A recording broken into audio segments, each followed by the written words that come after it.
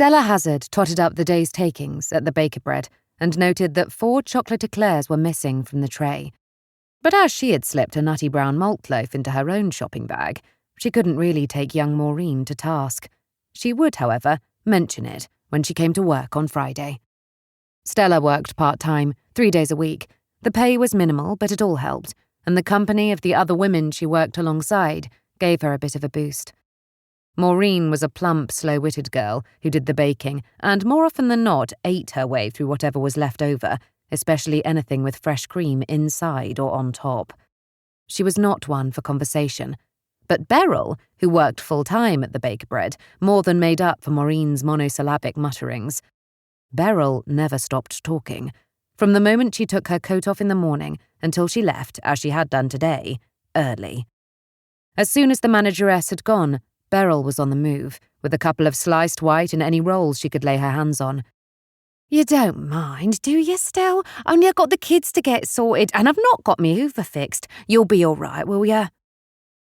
Stella, good-natured as ever, pushed the pink baker bread cap further up on her forehead. "You go. I'll clean up and see you Friday." Beryl, already heading for the back door, called over her shoulder, "Yeah, see ya, ta-ra!" Then as she passed the bacon slices, Stella saw her whip a few rashers into her bag. Beryl was faster at filling up her shopping bag than she was at serving. She had 3 children, all at school, but no husband. He, according to rumour, had run off with a local barmaid. Stella had been tipped off by the manageress not to bring up the subject, as Beryl could launch herself into a real tirade, and no amount of customers waiting to be served could stop the flow of her blow-by-blow account of the waster who had ditched her for the blonde tart who had pretended to be a family friend. Stella finished the takings, cleaned the counter, washed down the shelves, and then took off her overall and cap. Checking the time, she saw that it was after 5:15. She grabbed her coat, changed her shoes, then put in a call to Mike's office. She hated the answer machine. It always made her feel nervous. She either started talking before the bleep or waited so long that the bleep signalling the end of the message time cut her off. She waited, knowing by now that if it rang 4 times, the machine would start.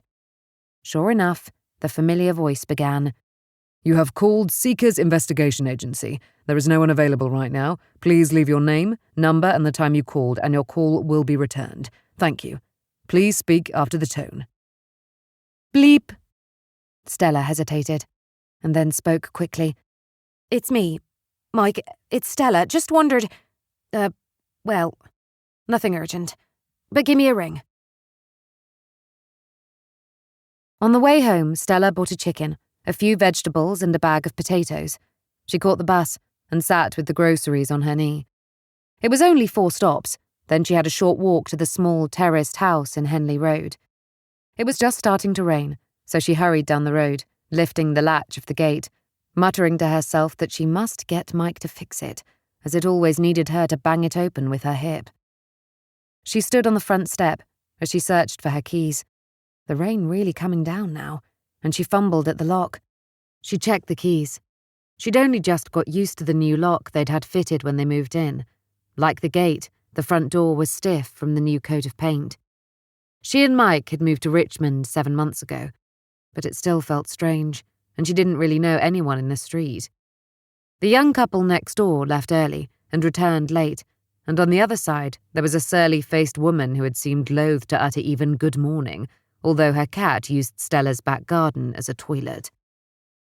The hall was freshly painted, as was most of the house, the kind of fast decoration job done for a quick sale.